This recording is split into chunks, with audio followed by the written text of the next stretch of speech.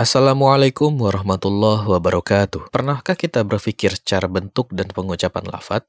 Mengapa dalam Al-Quran sering muncul ayat-ayat yang memiliki rima yang sama, selaras, dan indah, seperti contoh ayat dalam surat Al-Ikhlas?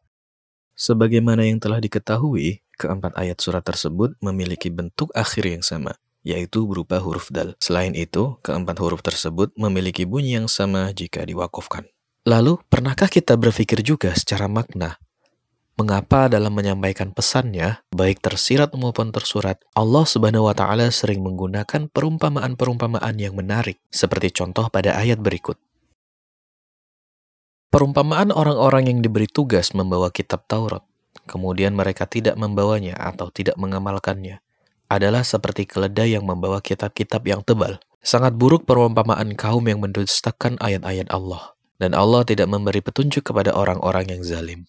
Pada ayat ini, Allah Subhanahu wa Ta'ala menyamakan orang yang telah mendapatkan pengetahuan atau kebenaran, tetapi tidak mengamalkannya atau mendustainya, seperti seekor keledai yang membawa banyak kitab.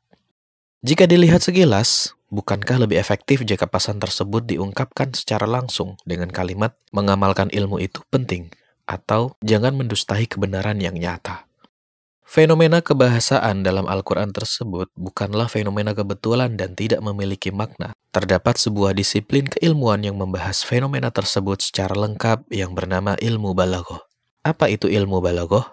Ilmu balaghah merupakan satu dari sekian cabang ilmu bahasa Arab yang membahas tentang bagaimana menyusun kalimat dalam bahasa Arab yang fasih dan dapat diterima oleh pendengar atau lawan bicara sesuai situasi dan kondisi mereka. Adapun penjelasan tentang fasih dapat diterima pendengar atau baligh dan sesuai situasi dan kondisi atau muqtadul hal dalam ilmu balaghah akan dijelaskan di bab berikutnya. Namun, sebelum memahami hal tersebut, terdapat dua cabang ilmu lain yang harus dipelajari terlebih dahulu, yaitu ilmu nahwu dan ilmu shorof. Hal ini dikarenakan pengetahuan tentang bagaimana cara membentuk kata, menyusun kalimat, dan memberi harokat akhir yang baik dan benar dalam bahasa Arab hanya dapat diketahui setelah seseorang mempelajari ilmu nahwu dan shorof. Ilmu balaghah terbagi menjadi 3 bagian, yaitu ilmu ma'ani, ilmu bayan, dan ilmu badi'.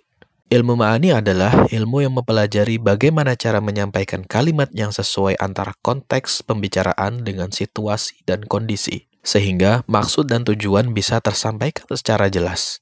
Adapun ilmu bayan adalah ilmu yang mempelajari tentang cara mengungkapkan bahasa yang indah dan ungkapan yang fasih dengan redaksi yang berbeda-beda. Sedangkan ilmu badi' adalah ilmu yang mempelajari cara memperindah kalimat, baik dari segi lafadz maupun makna.